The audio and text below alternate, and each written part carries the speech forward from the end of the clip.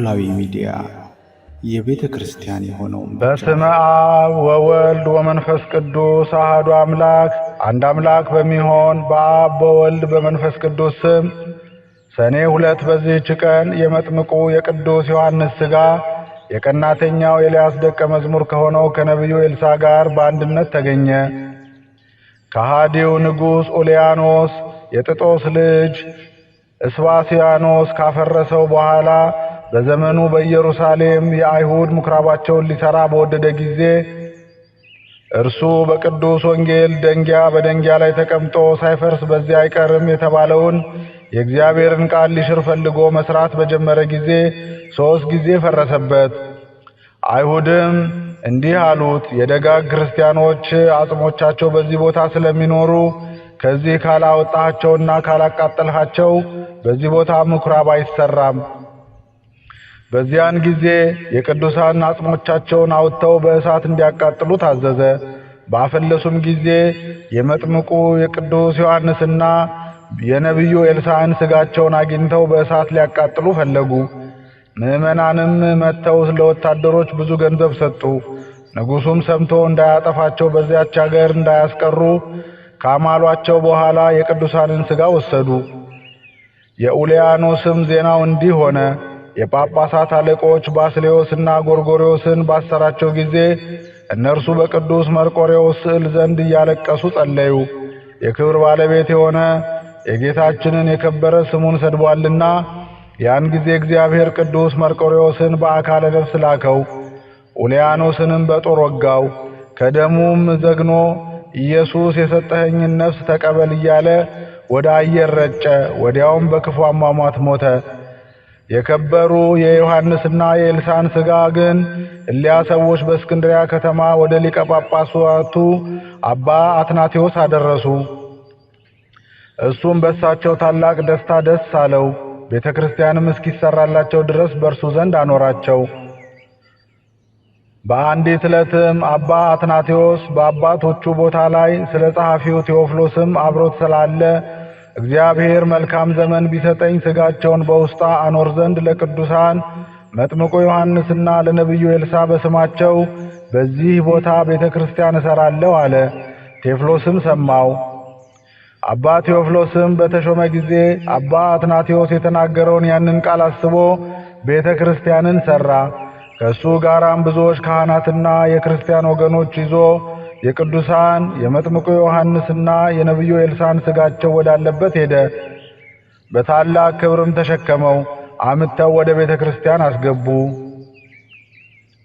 ሥጋቸውንም ይዘው በሚጓዙበት ጊዜ በጎዳናቸው አቅራቢያ ቤት ካለበት ቦታ ደረሱ።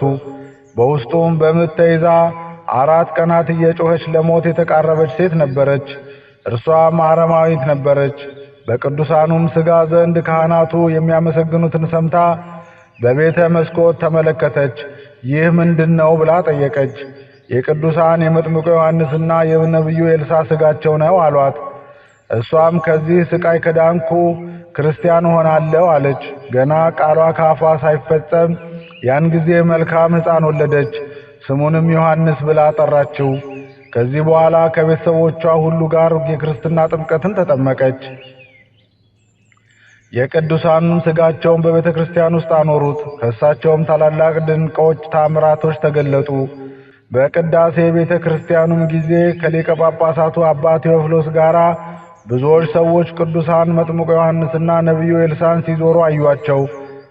በቀድሞ መልካቸው ያውቋቸዋልና።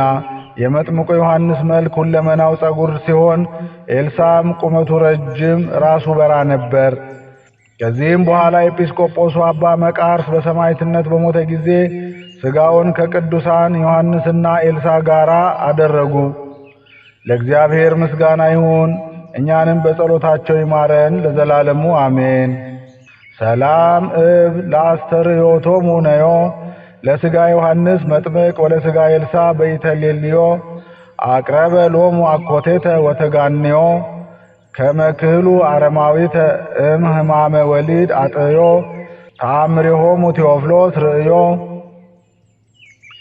በዚህች ዕለት የቄርሎስ የአስቄጥስና የኢትዮጵያ መነኮስ የቀውስጦስ መታሰቢያቸው ነው።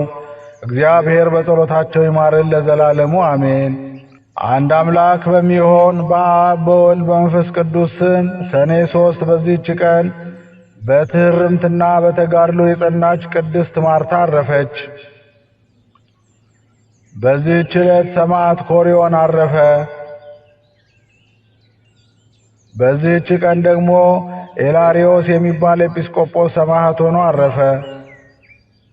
ዘአቅረብኩ ማኅሌተ አዘኪሬ አይላፈ ምለተ ጸምዱከ ዘልፈ ለላ አነብብ ተወከፍ ዘንዴቴ መጻፈ እንተ ረሰይከ እግዚኦ ጸሪቀ መበለት ውኩፈ እምእለ አቡኡ ብኡላን ዘተርፈ ነቢያት፣ ቅዱሳን፣ ሐዋርያት፣ ሰባኪያን፣ ሰማዕት ወጻድቃን ወመላእክት ትጉሃን ደናግል አዲ ወመነኮሳት ሄራን ባርኩ ባርኮ ጉባኤ ዛቲ መካን እስከ አረጋዊ ልሂቅ ወንዑስ ሕፃን ለዘ ጸሐፎ በክርታስ ወለዛ ጸሐፎ እንዘ ይደርስ ለዛ አንበቦ ወለዘ ተርጎሞ በልሳን አዲስ ወለዘ ሰማ ቃሎ በዝነ መንፈስ በጸሎተ እሙ ማርያም አራቂተ ኩሉ እምባይስ እቡረ ይማረነ ኢየሱስ ክርስቶስ።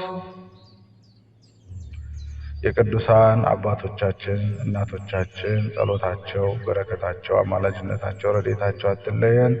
አሜን። አቡነ ዘበሰማያት